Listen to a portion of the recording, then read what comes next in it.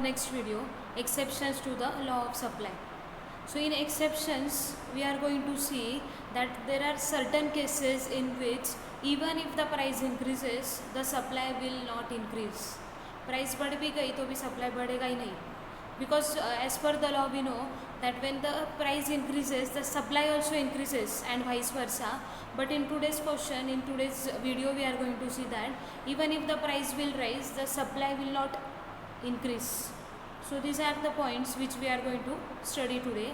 There are total 5 bullet points in which we can study that the supply will not rise even if the price increases. The first one is supply of the labor. So supply of labor, that means when the laborers work in the particular companies or the factories, so at that time they get the wages.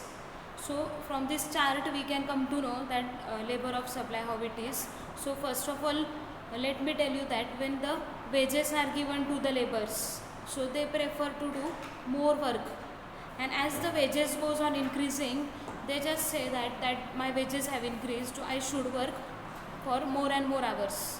But at a certain particular time period, what happens with the laborers, that when they start getting more and more wages, they prefer leisure to work. That means they need the free time in the companies. For it may be like just say lunch break, more time lunch break, or break time break they need, tea breaks they need. So that's why it is known as the leisure to work. So if we see here on the diagram that the x-axis represents the supply of the workers and the y-axis represents the wages. Wages are shown on the y-axis. So when the wages given to the workers are 100, just consider that 100 are the wages of the laborers. So at that time the laborers are ready to work for 5 hours in a day. So as the employer gives them more wages and they get 200 wages per day, at that time they are ready to work for 7 hours. But again when their wages increases up to 300 rupees, so at that time they think that we should enjoy the free time in our companies. That means it is only known as the leisure to work. So they work only for the 6 hours. So from diagram we can come to know that when the wages were 100, they were ready to work for 5 hours. When the wages were 200, they were ready to work for 7 hours. And when the wages were 300, they were ready to work for only 6 hours. From the diagram we can come to know that the supply curve of the labor, first of all it moves upwards, okay, till 7 hours. And as they get more and more wages, then at that time they enjoy leisure to work, and because of that the labor curve bends backwards. If you see from the diagram, it moves upwards, then again it starts moving backwards, which shows the leisure to work.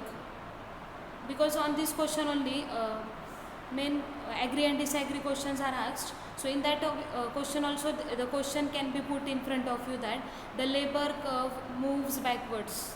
So agree or disagree. So the answer will be agree.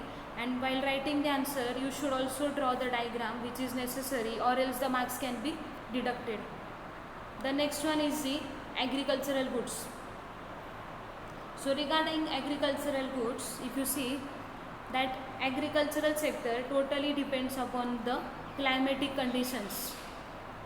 Sometimes it happens that it rains a lot, or it is summer season, winter season, and due to the unfavorable conditions, the agricultural output is not that much as it is expected by the farmers. And even if the price increases, but the supply cannot be increased by the farmers because the natural conditions are totally unfavorable for him. And due to unfavorable conditions, the output cannot be increased by the farmers, and so the supply also will be less. The next one is urgent need for the cash. Urgent need for the cash means if any person is needing for the cash. अचानक से होगा कि if anyone wants to take the admissions, or if anyone has faced the accident, and at that time that person is in the need of the cash to pay it in the hospitals. So even if the price is less, he will sell his goods in the market because he is in the need of the cash at that time.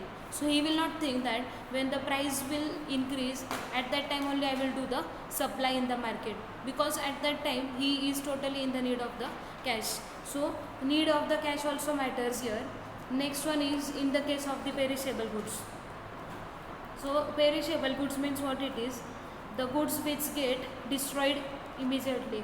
For example, milk products are there, fruits are there, vegetables are there. All these things comes under the perishable goods. So if anyone will think that I will sell these goods in the future when the prices will increase, so it cannot happen only in the case of the perishable goods. If he thinks I will sell these milk products in the future when the price will increase, but it is totally, we can say, impossible thing.